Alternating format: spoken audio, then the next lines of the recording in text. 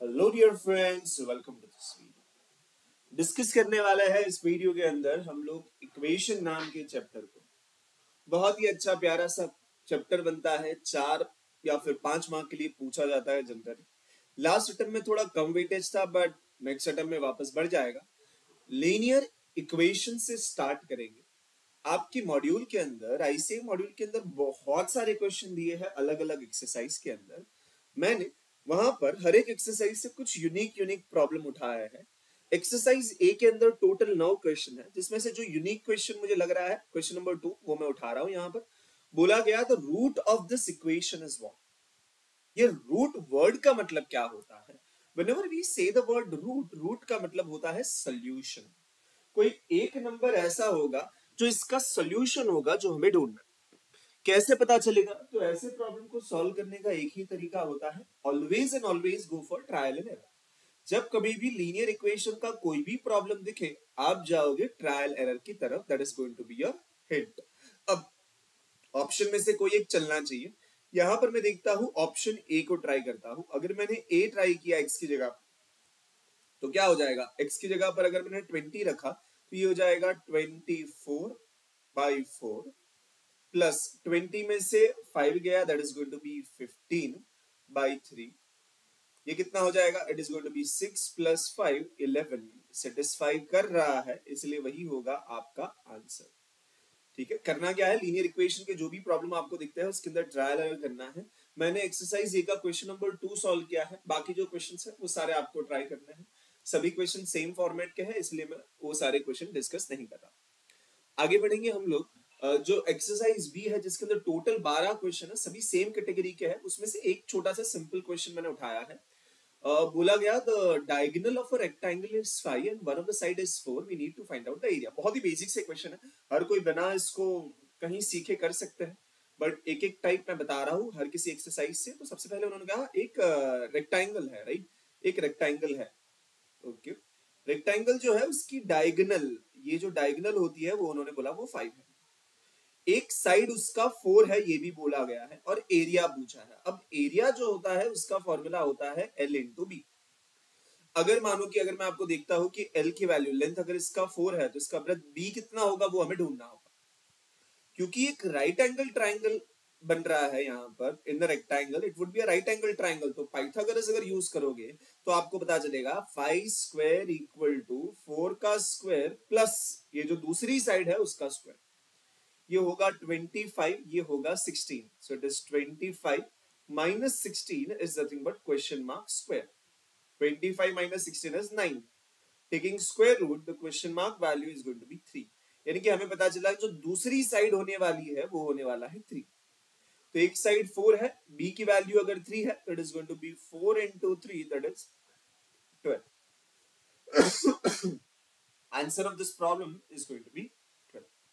Simple सा question है। आगे बढ़ते हैं ऐसे कुछ और क्वेश्चंस के लिए। उसी के अंदर से और एक क्वेश्चन मैंने उठाया है। 10 years ago, the age of father was 4 times of his son. 10 years hence, the age of the father will be twice that of his son. The present age of the father and son are what? वापस से वही question है, linear equation वाला। School होता तो यहाँ पर हम लोग इक्वेशन बना दे, बट क्योंकि ये कंपैरेटिव एग्जाम है, ऑप्शन में से कोई आंसर होगा और ऐसा एक क्वेश्चन पूछा जाता है। ठीक है, एक क्वेश्चन हर एक अटेम्प्ट के अंदर लीनियर वाला पूछा जाता है, जिसको आप ट्रायल एरर से बहुत सिंपली कर सकते हैं। वापस से वही करेंगे, ट्रायल एरर लगाने की कोशिश करते हैं। ऑप्शन ए को ट्राई करते हैं। मानते हैं कि उनकी प्रेजेंट एज जो है वो 50-20 है। ठीक है, उन्होंने क्या बोला? 10 years ago। अगर 10 साल पहले की बात की जाए तो 10 years ago यानी कि 10 साल अगर मैं पीछे जाऊं तो उनकी एज कितनी हो जाएगी? It will be 40 and 10। क्या हो जाएगा? The father age was 4 times of his son. Father age is 4 times of his son, correct है। फिर इसके बाद 10 year hence, 10 साल बाद। तो अगर यहां से 10 साल आगे जाओ यानी कि प्लस कर दो 10 years, तो ये हो जाएगा 60-30। 10 year hence, the age of the father will be twice of his son. Age of the father is twice. Yes, twice हो रहा है, सब कुछ सेटिस्फाई कर रहा है, इसलिए option A will be the correct answer.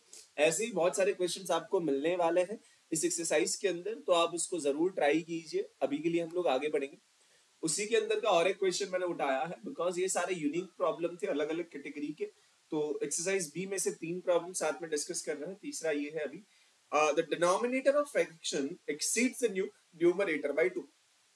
पहली कंडीशन ये है, the denominator exceed the numerator bye 2। अगर आप ऑप्शन में से सारे देखोगे ना, डिनोमिनेटर यानी कि नीचे वाला नंबर ऊपर वाले नंबर से 2 ज्यादा है, सभी सेटिस्फाई कर रहा है। And if 5 is added to the numerator, the fraction is increased by unity.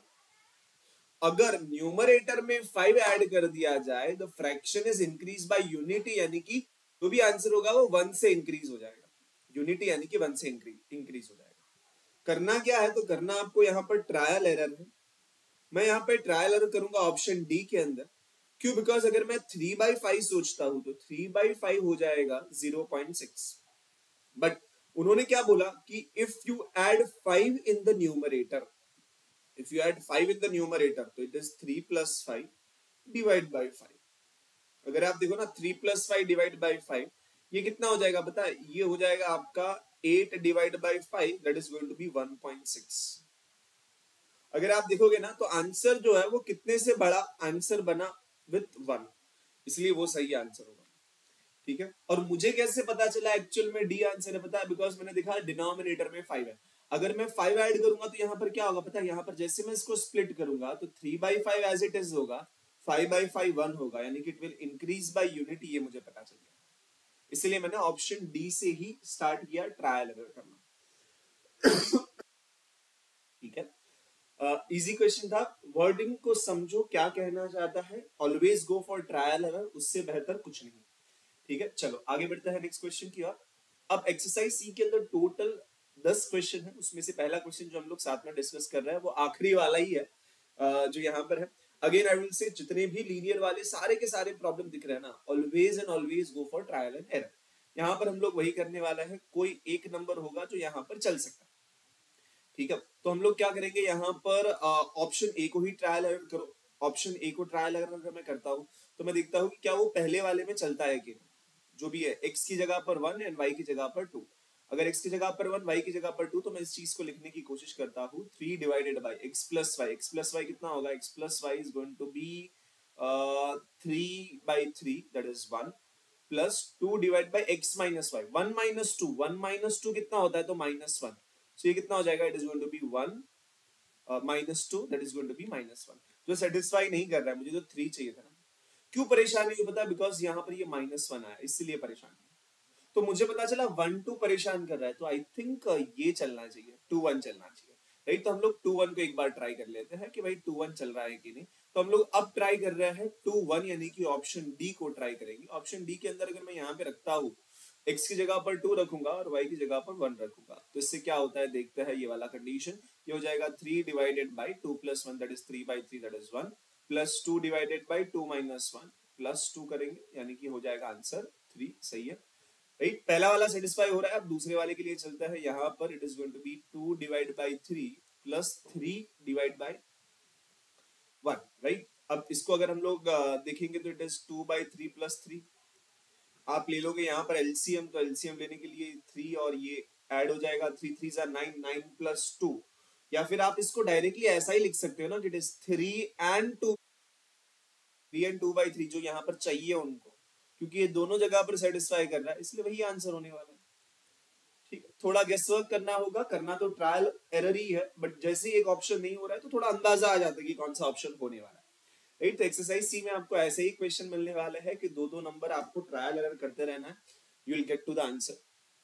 ठीक है, आप बाकी सारे प्रॉब्लम ट्राई कर सकते हो। अगर उसमें अटक जाते हो तो be free to ask me on Instagram, आप मुझे उसका फोटो डाल दो, मैं आपको उसका सोल्यूशन प्रोवाइड कर दूंगा। ठीक है, अभी के लिए हम लोग थोड़ा आगे बढ़ेंगे। नेक्स्ट क्वेश्चन, डी के अंदर 10 क्वेश्चन है, उसमें से मैंने चौथा वाला क्वेश्चन उठाया। डी के अंदर क्या था, तो मैंने देखा डी के अंदर उन्होंने 3 वेरिएबल की थी, तो क्या डिफिकल्टी बढ़ जाएगी थोड़ी सी, बट करना क्या है, करना अल्टीमेटली वही है, क्या? Trial and error. Trial and error करेंगे। आपको यहाँ पर ये मुझे बताना है ऑप्शंस के अंदर इसके कौन सा ऐसा नंबर है जो इन तीनों में लग जाएगा, तीनों में लगना जरूरी है। ठीक है, तो ये एक प्रॉब्लम है जो मैं चाहूंगा कि आप लोग कमेंट सेक्शन में मुझे सॉल्व करके बताओ कि इसका आंसर क्या बन रहा है, because it is going to be one of the easy problem. थोड़ा कैलकुलेशन है बट प्रैक्टिस हो जाएगा आपका। आप मुझे बताना डी एक्सरसाइज डी का क्वेश्चन नंबर 4 जो है उसका आंसर जो है वो आपको मुझे कमेंट सेक्शन के अंदर बताना। ठीक है, जो भी इसका आंसर आपको लगता है, ऑप्शंस दिए गए हैं, सिर्फ ट्रायल एरर करोगे आपको आंसर मिल जाएगा। ऐसा ऑप्शन ढूंढो जो तीनों को सेटिस्फाई कर जाए। ठीक है, चलो आगे बढ़ते हैं हम लोग नेक्स्ट क्वेश्चन की ओर। नेक्स्ट जो क्वेश्चन है वो एक्सरसाइज ई है, जहां पर टोटल 11 क्वेश्चन दिए थे। ये अच्छे डिफिकल्टी वाले प्रॉब्लम्स है, तो हर किसी को ये सारे प्रॉब्लम ट्राई करने चाहिए। क्वेश्चन में बोला गया, the ways of 8 men and 6 boys amount to 33. If 4 men earn 4.50 more than 5 boys, determine the wages of each man and boy. ठीक है, अच्छा क्वेश्चन है, स्कूल लेवल वाला प्रॉब्लम है। स्कूल होता तो इक्वेशन बनाते सॉल्व करके, यहाँ पर हम लोग जाएंगे फॉर ट्रायल एंड एरर। ठीक है, the ways of 8 men and 6 boys amounts to 33. तो मैं मानो कि 8 men का जो भी होगा मैं यहाँ पे लिखूंगा, एंड 6 boys का जो भी होगा मैं यहाँ पे लिखूंगा, and it should amount to 33। ये पहली कंडीशन है। दूसरी क्या है कि 4 men का जो भी होगा मैं यहाँ पे लूंगा, on 4.50 more than 5 boys, 5 into boy का अमाउंट। मुझे बताइए कि ये वाला अमाउंट जो है वो इससे कितना ज्यादा होना चाहिए, वो इससे 4.5 ज्यादा होना चाहिए। ठीक है, ये दोनों कंडीशन उन्होंने दी है, जो हम लोग ट्राई करेंगे फ्रॉम द ऑप्शन की कौन सा चल। अगर मैं ऑप्शन ए को ट्राई करता हूं, अगर मैं यहाँ पर 1.5 एंड अगर यहाँ पर 3 रखता हूं, तो मुझे कैलकुलेटर में क्या करना होगा, कैलकुलेटर में 8 into 1.5 जो भी आंसर आया m प्लस करूंगा, 6 into 3 जो भी आंसर आया m प्लस करूंगा, MRC करूंगा, तो आंसर 30 आ रहा है, 33 नहीं। यही तो मुझे पता चला ऑप्शन ए नहीं चलेगा, ऑप्शन बी की तरफ चलते हैं। ऑप्शन बी अगर मैं ट्रायल एरर करता हूं, तो मुझे दिख रहा है कि यहाँ पर इसकी जगह पर अब 3 आएगा और यहाँ पर आएगा 1.5। अब यहाँ पर अगर हम लोग देखेंगे 3 and 1.5, तो 8 into 3 that is going to be 24 plus 6 into 1.5 that is going to be 9।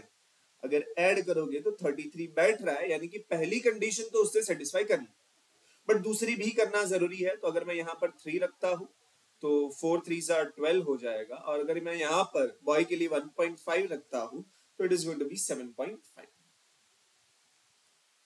और अगर आप देखोगे 7.5 प्लस 4.5 आंसर 12 बैठ रहा है, यानी कि सारी ही कंडीशन सेटिस्फाई करने वाला ऑप्शन होगा बी। वर्ड प्रॉब्लम में एक अच्छा क्वेश्चन दिया था, क्या किया हमने, सिर्फ समझा, जो दिया है उसके लिए हमने एक इक्वेशंस नहीं बट बॉक्स करके छोड़ दिया, जो भी दिया था ना उसको बॉक्स फॉर्म में एक इक्वेशन बना के छोड़ दिया आपने, और फिर ट्रायल एरर कर दिया, जो भी उसको दोनों को सेटिस्फाई कर रहा है वो है हमारा आंसर। ठीक है, always and always go for trial and error for linear equation. एक प्रॉब्लम पक्का आने वाला है इसके बेस पर, तो ध्यान रखेंगे इस चीज का। ठीक है, तो एक्सरसाइज ई का हमने एक प्रॉब्लम डिस्कस किया, ये उसका ही दूसरा प्रॉब्लम है, सिमिलर कैटेगरी का है। The demand and supply equation for the certain commodity are given by this and this respectively, where P is the market price and Q is a quantity, then the equilibrium price and quantity is what? तो अगर आप देखोगे ना, तो यहां पर उन्होंने demand and supply की इक्वेशन दिए है एंड इक्विलिब्रियम के बारे में पूछा। ये इक्विलिब्रियम क्या होता है? इक्विलिब्रियम यानी कि ऐसा पॉइंट, ऐसी value of P and Q जो दोनों को ही सेटिस्फाई करे। ऐसी value of P of Q आपको मुझे बतानी है जो दोनों को ही सेटिस्फाई करे। तो करना क्या है, करोगे आप ट्रायल एरर, जो भी ऑप्शन दोनों को सेटिस्फाई कर जाए वो होने वाला है आपका आंसर। तो इसका भी आंसर आप मुझे कमेंट सेक्शन में देने वाले हो। आप मुझे लिख देना कि भाई एक्सरसाइज ई का क्वेश्चन नंबर 11, जो भी आपको इसका आंसर पता है वो आंसर आप जो ढूंढोगे वो मुझे कमेंट सेक्शन में बता दो। ठीक है, बेसिक सा प्रॉब्लम है, हिंट मैंने दे दिया है, ऑप्शन में से कोई तो एक ऐसा है जो पी और क्यू की जगह पर रखने पर दोनों को ही सेटिस्फाई कर, right. Always go for trial and error to reach to the answer. ठीक है, ओके। तो 2 लीनियर के क्वेश्चन मैंने आपको सॉल्व करने के दिए हैं कमेंट के अंदर, देखते हैं कि कितने लोग उसको अच्छे से सॉल्व करके कमेंट सेक्शन में बता। अभी के लिए आगे बढ़ेंगे और एक अच्छी चीज पर आएंगे जिसके अंदर कॉन्सेप्ट भर भर के। लीनियर इक्वेशंस जो मैंने अभी तक आपको बताया, that is all based on only and only trial and error. अब आता है कॉन्सेप्ट ऑफ इक्वेशंस, राइट। तो हमें इक्वेशंस को डिस्कस करना है, equations in the sense of quadratic equations. Quadratic equation का मतलब क्या होता है? ये क्वाड्रेटिक इक्वेशन दिखते ही कैसे? तो हम लोग कहेंगे कि क्वाड्रेटिक इक्वेशन का मतलब it is a polynomial of degree 2। Degree 2 का मतलब क्या होता है? डिग्री 2 का मतलब होता है कि उसके अंदर हाईएस्ट जो पावर होगा वो 2 का होगा। तो वो दिखेगा कैसे? वो दिखेगा ax² plus bx plus c equal to 0। क्योंकि यहां पर इसकी डिग्री 2 है, उसकी हाईएस्ट पावर 2 है, इसीलिए इसके सॉल्यूशन कितने होंगे, इसके जीरोस कितने होंगे या फिर इसके रूट्स कितने होंगे? जितनी उसकी डिग्री होती है उतने ही उसके रूट्स होते हैं। क्योंकि यहां पर इसकी डिग्री 2 है, इसलिए इसके 2 रूट होने। अब रूट का मतलब solution, that means it is a value of x that is satisfying. इसका मतलब ऐसी दो वैल्यू हो सकती है x की जो इस इक्वेशन में रखने पर सामने आपको 0 दे, यानी कि राइट हैंड साइड 0 बनाए। ठीक है, तो दो रूट्स होने वाले हैं और ये दो रूट्स को ढूंढने के दो तरीके होते हैं। एक होता है फैक्टराइजेशन और दूसरा होता है फॉर्मूला। सबसे पहले हम लोग बात करेंगे about one of the important method जिसके बेस पर बहुत सारे प्रॉब्लम सॉल्व हो गए, that is nothing but factorization. ये फैक्टराइजेशन मेथड क्या होता है? तो यही वही स्कूल वाला ही मेथड है, बट स्कूल जितना टाइम और जगह नहीं होगा तो कैसे जल्दी जल्दी सॉल्व किया जाए उस चीज को समझना होगा। ये एक बेसिक सा प्रॉब्लम है जहां पर my task is to find out root of this. Roots निकाले कैसे? तो रूट्स निकालने के लिए सबसे पहला स्टेप होता है कि फर्स्ट एंड लास्ट नंबर को मल्टीप्लाई किया जाए। First number 3, last number +2, multiply करोगे तो आएगा +6। याद रखना, जो भी साइन है प्लस या फिर माइनस लिखना जरूरी है, बिकॉज साइन के बेस पर आंसर बदल सकता है। ठीक है, तो जब भी आप प्रैक्टिस करो तो साइन लिखते रहो। फर्स्ट एंड लास्ट को मल्टीप्लाई किया, 3n + 2 मल्टीप्लाई करने पे होता है +6। ये जो +6 है, इसके आपको ऐसे फैक्टर बताने हैं जिसको आप +5 यानी कि जो मिडिल नंबर है ना वहां तक पहुंच पाओ। तो +6 के ऐसे दो फैक्टर बताओ कि जिससे आपको +5 मिले। तो आपको क्या करना है? आपको यहां पर ऐसे दो नंबर को सोचना है, ऐसे दो नंबर को सोचना है जिनको अगर मल्टीप्लाई करोगे तो +6 आए, बट अगर उनको ऐड करोगे तो आपको +5 आए। ठीक है, तो मल्टीप्लाई करने पर प्लस आना है और ऐड करने पर भी प्लस आना है। इसीलिए हम लोग कहेंगे जो भी दो नंबर है दोनों की साइन सेम होनी चाहिए, that is plus and plus. अब 6 का ऐसा क्या फैक्टर है जो काम कर सकता है यहां पर? That is going to be 3 and 2, right. ये सारी वही चीजें हैं जो आप स्कूल में सीखते थे। यहां तक सब कुछ सेम है, कुछ नया नहीं। बट इसके बाद आता है सबसे इंपॉर्टेंट पार्ट। आपको अभी जो मिला है ये है आपके factors of that number, right. आपको फैक्टर्स मिला है, बट रूट्स तक आपको पहुंचना है। रूट्स तक आपको पहुंचना है। अगर ये स्कूल होता तो आप 5x की जगह पर 3x + 2x लिखते, कॉमन लेते, स्प्लिट कर देते और उसके बाद अल्टीमेटली आंसर तक पहुंचते। बट यहां पर मैं आपको एक शॉर्टकट ट्रिक बताऊंगा जिससे आप डायरेक्टली आंसर तक पहुंच सकते हैं। अगर आपने सही से फैक्टर निकाल लिया है तो वहां से रूट्स डायरेक्ट दिख जाते हैं। कैसे, उसको समझते हैं। तो आपको करना क्या है, जैसे ही आपको फैक्टर मिल जाता है ना वहीं से आप रूट्स तक पहुंच जाओगे। कैसे? तो जो भी फैक्टर मिला है सबसे पहले उसकी साइन बदल दो। ये +3 है तो उसका -3 कर दो, और जो भी वो आता है उसको आपको डिवाइड करना होगा with the first number. First number यानी कि विद a, जिसको हम लोग लीडिंग कोएफिशिएंट कहते हैं a। तो it is -3 divide by 3, that is going to be -1। तो आपका एक रूट है -1। एंड सेम प्रोसेस दूसरे के लिए। अब आप क्या करोगे? वापस से वही चीज करोगे। तो आप ये +2 का करोगे -2, और उसके बाद क्या करना है? Divide by the first number, that is nothing but 3। तो दूसरा रूट होगा आपका -2/3।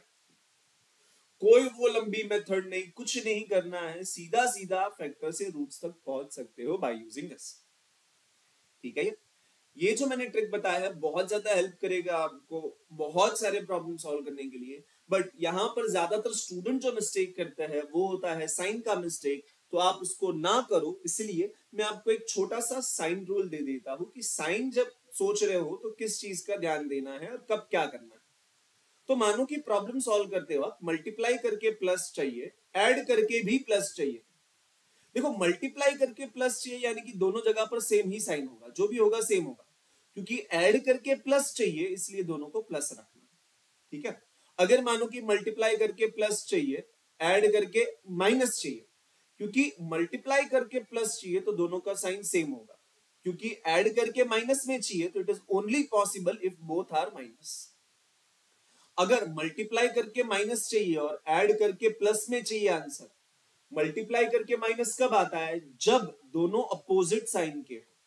और क्योंकि आपको ऐड करने के बाद प्लस चाहिए तो एक प्लस होगा, दूसरा माइनस। प्लस किसको दोगे? प्लस दोगे टू द ग्रेटर नंबर, जो भी बड़ा वाला नंबर होगा ना उसको प्लस देना होगा। सोचो, देखो मल्टीप्लाई करोगे प्लस माइनस तो माइनस, ऐड करोगे तो प्लस माइनस, करोगे minus, but sign will be of greater number, right. इसके बाद अगर आपको माइनस चाहिए और ऐड करने के बाद भी माइनस चाहिए, देखो माइनस कब आता है? जब दोनों अपोजिट साइन के हो। बट क्योंकि आपको ऐड करने के बाद माइनस चाहिए तो ग्रेटर नंबर को माइनस देना, स्मॉलर नंबर को प्लस देना, right. Greater number minus, smaller number plus. ये साइन रूल को आपको फॉलो करते रहना है जब भी आप फैक्टर्स निकालने जाते हैं। अगर इस चीज का ध्यान दोगे तो आपकी स्पीड भी बढ़ेगी, कंफ्यूजन कम होगा और करेक्ट आंसर तक पहुंचोगे। ठीक है, चलो आगे बढ़ते हैं हम लोग। अब कुछ और प्रॉब्लम्स को प्रैक्टिस करेंगे। यहां पर है 3x square minus 10x plus 8 equal to 0, जिसको हमें फैक्टराइज करना। अब वापस से वही स्टेप्स को फॉलो करेंगे। फर्स्ट एंड लास्ट को मल्टीप्लाई करेंगे। It is going to be 8 and 3, so it is going to be 3 into 8 कितना होगा? प्लस 24 के दो फैक्टर बना के हमें चाहिए क्या? तो हमें चाहिए बीच वाला नंबर, दैट इज माइनस 10। सबसे पहला साइन लिख लिया करो, प्लस है तो दोनों सेम साइन होगा, नीचे माइनस इसलिए दोनों ही माइनस। कौन सा नंबर चल सकता है? तो हम लोग को दिख रहा है कि इट इज 6 4 राइट। दोनों जगह पर बैठ रहा है, मल्टीप्लाई करने पे 24, ऐड करने पे माइनस 10। यहां पर अगर हम लोग आगे बढ़े तो हमें पता है ये तो फैक्टर है, रूट कैसे मिलेगा? तो इसकी साइन बदलो, ये प्लस 6 हो जाएगा and divide by the first number that is 3, so it is plus 6 by 3 that is 2, it is minus 4, जिसका आप करोगे plus 4 and divide by 3 that is 4 by 3, right. So आपके जो रूट्स बन रहे हैं, roots are going to be 2 and 4 by 3, 2 and 4 by 3 are going to be your roots. चलेंगे थोड़ा आगे बढ़ते हैं, नेक्स्ट क्वेश्चन को ट्राई करेंगे साथ में। आप वीडियो पॉज कर लो, आप पहले फाइंड आउट कर लो, फिर मैं सॉल्व कर लेता हूं। ठीक है, चल साथ में सॉल्व करते हैं वापस से। यहां पर है पहला नंबर 2, आखिरी नंबर +1, तो ये हो जाएगा +2 के दो फैक्टर चाहिए to reach to middle number that is -3। सबसे पहले क्या लिखना है? तो साइन, प्लस है नीचे माइनस, तो दोनों सेम साइन। कौन सा साइन? तो माइनस, तो माइनस माइनस, एक ही फैक्टर पॉसिबल है, 2 1 जा, दोनों जगह पर सेटिस्फाई कर रहा है, तो यहां से हम लोग निकालेंगे इसके रूट्स। -2 का करेंगे +2 divide by the first number which is 2, so it is going to be 1। ये -1 का होगा +1 divide by the first number which is 2, so it is going to be 1 by 2। So 1 and half are nothing but roots of this equation। ठीक है, आगे बढ़ते हैं। अब हमें बात करनी है about the nature of the roots. Nature of the roots के बारे में समझते हैं। बट अब तक हमने क्या सीखा? हमने ये सीखा कि जब कभी भी आपके पास कोई एक क्वाड्रेटिक इक्वेशन आता है, ax square plus bx plus c equal to 0, अगर कोई ऐसा क्वाड्रेटिक इक्वेशन आता है तो इसके दो रूट्स होते हैं, right. You have two roots, और इस रूट्स जो है उनको ढूंढने के आपके पास दो तरीके। एक होता है फैक्टर वाला तरीका, जो अभी अभी हमने सीखा। क्या सीखा हमने? तो फर्स्ट एंड लास्ट को मल्टीप्लाई करो, यानी कि a और c को मल्टीप्लाई करो, जिसके दो फैक्टर निकाल के क्या चाहिए आपको? b चाहिए। मानते हैं कि आपको जो फैक्टर मिले हैं, आपको जो फैक्टर्स मिले हैं वो है p and q। जैसे ही फैक्टर्स मिल जाता है आपको वहां से रूट्स मिल सकते हैं। कैसे? तो साइन बदलोगे, p का करोगे आप -p and divide by the first number that is a, q का करोगे आप -q and divide by the first number that is a। तो ये फैक्टर मेथड का ट्रिक है जो मैंने आपको बाजू में लिख के दिया। उसी तरीके से और एक मेथड होता है इन रूट्स को निकालने, क्योंकि हर बार फैक्टर मेथड काम नहीं कर सकता। बिकॉज कभी एक ऐसा सिनारियो आ सकता है जहां पर फैक्टराइजेशन पॉसिबल ना हो। तो ऐसे केस में क्या करोगे, अगर फैक्टराइजेशन पॉसिबल नहीं है तब आपको बचाने आता है फॉर्मूला मेथड। ये फॉर्मूला मेथड एक ऐसी चीज है जो कोई भी प्रॉब्लम हो उसका रूट्स निकल ही सकता है, बट हाँ थोड़ा लेंदी होता है, थोड़ा कैलकुलेशन करना पड़ता है, इसीलिए इसको अवॉइड किया जाता है। बट इसके अंदर फॉर्मूला क्या है, तो इसके अंदर फॉर्मूला है x equal to minus b plus और minus under root b square minus 4ac divide by 2a। एक बार प्लस लोगे एक बार माइनस लोगे, इस तरीके से आपको दोनों रूट्स मिल सकता है। Given any problem in the world of quadratic equation you can always solve that problem using formula. Factor का कंडीशन क्या है कि कभी कभार फैक्टर्स निकलते ही नहीं है तो अटक जाते हो, बट फॉर्मूला हर बार काम करता है, राइट। और इस फॉर्मूला के अंदर सबसे इंपॉर्टेंट चीज जो है वो है ये बी स्क्वायर माइनस 4ac। ये B square, sorry I will change the colour, it is going to be B square minus 4ac। ये जो बी स्क्वायर माइनस 4ac है सबसे इंपॉर्टेंट होता है, जिसको हम लोग कहता है डिस्क्रिमिनेंट, दैट इज डी। क्यों discriminant? Because it describe about the root of that equation. किस तरीके से इस वैल्यू ऑफ डी की यूज करते हुए आप उसके रूट्स के बारे में बहुत कुछ बता सकते हैं। कैसे? तो मैं कहूंगा कि अगर मानो कि किसी प्रॉब्लम में अगर डी की वैल्यू 0 आ जाए तो आप रूट्स के बारे में क्या बता पाओगे? आप ये बता पाओगे कि उसके जो रूट्स है वो रियल नंबर है और उसके साथ साथ उसके जो भी रूट होने वाले हैं वो इक्वल होंगे। Whenever d is 0, the roots are real and equal. But अगर मानो कि किसी प्रॉब्लम के अंदर आपको d जो है उसकी वैल्यू नेगेटिव मिल जाती है, d value is negative less than 0, then क्या होगा? जब नेगेटिव है और नेगेटिव नंबर का जब स्क्वायर रूट निकालोगे तो वो रियल नंबर नहीं होता, it is going to be imaginary root, it is going to be imaginary root. तो जब कभी भी आपको प्रॉब्लम के अंदर d की वैल्यू नेगेटिव मिल जाए तो समझ जाना कि it is going to have a imaginary root. But अगर मानो किसी प्रॉब्लम के अंदर आपको d की वैल्यू पॉजिटिव मिले तो क्या होगा? अगर d की वैल्यू पॉजिटिव है तो वहां से दो केस बनते हैं। पहला केस ये होता है कि your d is a perfect square. अगर मानो किसी प्रॉब्लम के अंदर d की वैल्यू एक परफेक्ट स्क्वायर आ गई, जैसे कि 4, 9, 25, 36, 49, अगर ऐसा कोई परफेक्ट स्क्वायर आता है तो ऐसे केस में क्या होगा? ऐसे केस के अंदर आपके जो रूट्स होंगे, we are talking about roots, nature of the roots, तो रूट कैसा होगा? तो रूट रियल नंबर तो होगा, बट कैसा real? That it is going to be a rational number, right? It is going to be a real and rational number. But हर बार perfect square मिले ये भी तो जरूरी नहीं, तो कभी कभार आपको d की value not a perfect square निकले, मतलब एक परफेक्ट स्क्वायर को छोड़ के अगर और कोई भी नंबर आ जाता है तो ऐसे केस में क्या होगा? तो ऐसे केस के अंदर आपका आंसर रियल नंबर तो होगा ही, बट कैसा real number? It is going to be irrational, it is going to be irrational. ठीक, तो ध्यान देना है इस चीजों का कि इसके बेसिस पर आप क्वाड्रेटिक के कोई भी प्रॉब्लम के नेचर के बारे में, रूट्स के नेचर के बारे में बता सकते हैं। क्या सीखने मिलता है यहां पर कि भाई रूट्स इक्वल कब होंगे? सिर्फ और सिर्फ तब जब d equal to 0। Real roots कब होते हैं? जब d की वैल्यू देखोगे ना तो ग्रेटर देन हो या फिर इक्वल टू 0, तब रियल होता है, क्योंकि इमेजिनरी सिर्फ और सिर्फ नेगेटिव नंबर के लिए होता है, बाकी हर जगह पे it is going to have a real roots. ठीक है, ये इसके बाद आगे बढ़ेंगे हम लोग। यहां पर जो भी चीजें हमने सीखी है वो आपको यहां पर इस नेक्स्ट स्लाइड पे देखनी थी, बट आई गया उसी के ऊपर मैंने लिख दिया है, तो जो भी चीजें नीचे है वो मैंने इसी के ऊपर ही लिख दिया है। सो ये सारी चीजें आपको अच्छे से याद रखनी है, समझ लेनी है। आगे बढ़ेंगे हम लोग कुछ और कॉन्सेप्ट की तरफ। अब मानो कि मैं आपको ये क्वेश्चन देता हूं, दिस इज माय क्वेश्चन, मुझे इसके रूट्स निकालने हैं। रूट्स क्या है देखते हैं। सबसे पहले जो ट्रिक सीखा उसको लगा रहा हूं। तो फर्स्ट नंबर कुछ नहीं लिखा है ना, कुछ नहीं लिखा यानी कि 1 होगा। यहां पर लास्ट में +9, 1 एंड +9 मल्टीप्लाई किया तो +9, इसके 2 फैक्टर करके मुझे चाहिए -6। अब +9 के 2 factor to get to -6। Plus है तो दोनों माइनस माइनस हो गए, फैक्टर क्या होगा तो 3 3।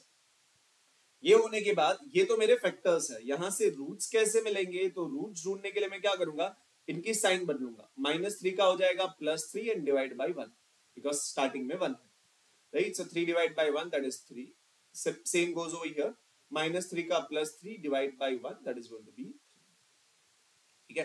तो मेरे जो रूट्स है, मेरे रूट्स आ गए 3 एंड 3। जैसे ही आप इनको देखते हो तो आपको क्या दिखा कि रूट्स कैसे निकले, रूट्स इक्वल, क्योंकि यहां पर इक्वल रूट्स है। तो कब ये पॉसिबल है, इक्वल रूट सिर्फ तभी पॉसिबल है जब d की वैल्यू 0 होगी। तो अगर आप चेक भी करो इस क्वेश्चन के अंदर d की वैल्यू आपको 0 मिलेगी। d यानी कि क्या, d यानी कि b² - 4ac। अगर आप इस क्वेश्चन में सॉल्व करके चेक करोगे you will identify the value of d is 0। Okay, so यहां पर हम लोग वापस से रिकॉल करेंगे कि रूट्स इक्वल सिर्फ और सिर्फ तब होते हैं जब d की वैल्यू 0 होती है, ठीक है। तो वो चीज हमें यहां पर सीखने मिलती है कि your roots are equal if your d value that is b² - 4ac 0, तभी पॉसिबल है, अदरवाइज नहीं। दूसरे क्वेश्चन को ट्राई करते हैं और वहां से भी कोई अच्छी एक प्रॉपर्टी सीखते हैं। क्वेश्चन है मेरे पास ये 3x² - 10x + 3 = 0। मुझे सबसे पहले इनके रूट्स निकालने हैं। पहला नंबर है 3, लास्ट वाला भी है +3, मल्टीप्लाई करूंगा तो +9, जिसके 2 फैक्टर करके मुझे चाहिए -10, क्योंकि यहां पर प्लस है, दोनों सेम साइन हो गए, साइन हो गए दोनों के माइनस, और ये होने वाला है 9 1 जैसे ही मुझे ये करेक्ट फैक्टर्स मिल जाते हैं, यहां से रूट्स की तरफ जाने के लिए -9 का होगा +9 divide by first number that is 3, so it is +9/3 that is 3, -1 का होगा +1 and divide by 3, so it is 1/3। so मेरे रूट्स जो है वो क्या हो गए, मेरे रूट्स हो गए 3 and 1/3। मैं ये देख रहा हूं कि दोनों रूट्स एक दूसरे से उल्टे हैं, उल्टे यानी कि रेसिप्रोकल है।